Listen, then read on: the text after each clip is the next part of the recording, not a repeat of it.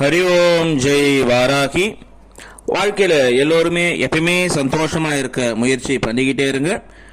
அன்னையினுடைய அருளால் எல்லோருமே எப்பயுமே சந்தோஷமாகவே இருக்கலாம். இப்போ வாராகி மாலையில் 26வது பாடலை பார்க்கலாம்.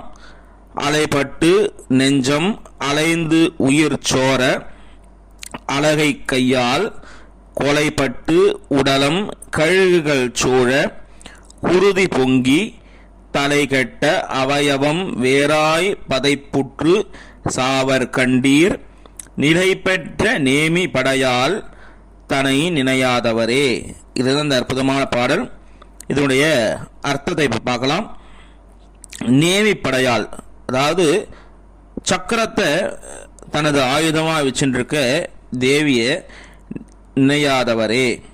அம்பால யார் யாரெல்லாம் நினைக்காதவங்க நேமி படையால் தன்னை நினையாதவரே.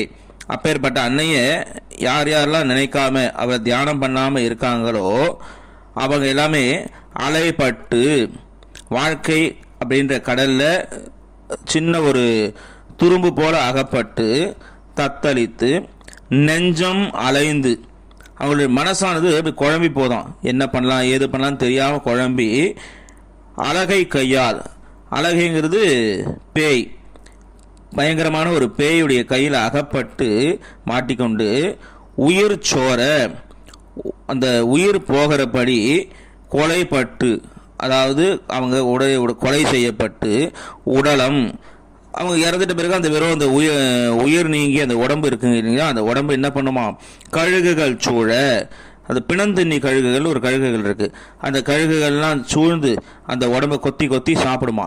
சாப்பிடும்போது குருதி பொங்கி, குருதினா ரத்தம், அதுலேருந்து குபு குபுகும் ரத்தம் வெளியில் வருதான்.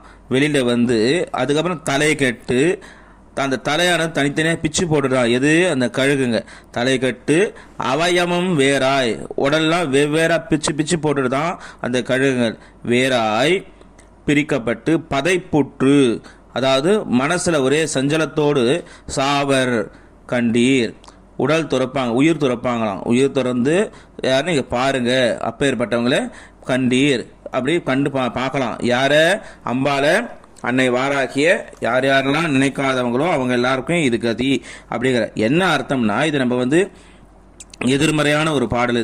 இது நம்ம நேர்மறையாக புரிஞ்சுக்கணும் அப்படின்னா இந்த மாதிரியான பயங்கரமான முடிவெல்லாம் அன்னை வாராகியை பூஜை பண்ணுறவங்களுக்கு கிடைக்காது. இப்போ அந்த மாதிரியான துர்கதிகள் நம்மளுக்கு கிடைக்காது அப்படின்னு தான் இந்த ஆசிரியர் நம்மளுக்கு இப்படி சொல்கிறார். இதே நான் அபிராமி எந்தாதிலும் வரும். பிணியே பிணிக்கு மருந்தேனர், நோயை அவள் கொடுக்குறா, நோய்க்கு மருந்தாவும் அவளே இருக்காங்க.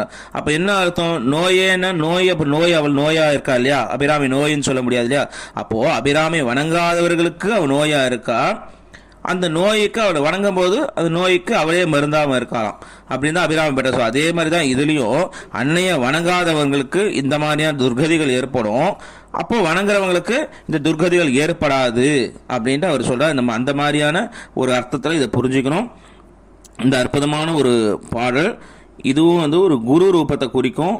அந்த குருவுடைய திருவடியை யார் யாரெல்லாம் நினைக்கிறோமோ அவங்களுக்கு இந்த மாதிரியான துர்கதிகள் ஏற்படாது. தீய சம்பவங்கள், மரணங்களாகட்டும் வேற எந்த தீய நிகழ்ச்சிகளும் நம்மளுக்கு ஏற்படாது அப்படின்னு சொல்றார். அற்புதமான இந்த ஒரு பாடலை எல்லாரும் 9 முறை டெய்லியும் பாராயணம் பண்ண போது நவகிரக தோஷங்கள் நம்மளை விட்டு விலகும் அப்படின்னு சொல்கிறாங்க. இதில் ரொம்ப அற்புதமான இந்த ஒரு பாடல் 9 முறை டெய்லியுமே பாராயணம் பண்ணுங்க.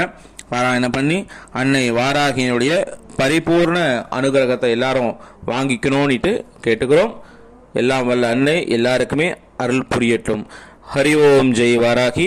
அடுத்த பதிவில் அடுத்த ஒரு அற்புதமான ஒரு பாடலை பார்க்கலாம். ஹரி ஓம் ஜெய் வாராகி. ஹரி ஓம் ஜெய் வாராகி. ஹரி ஓம் ஜெய் வாராகி.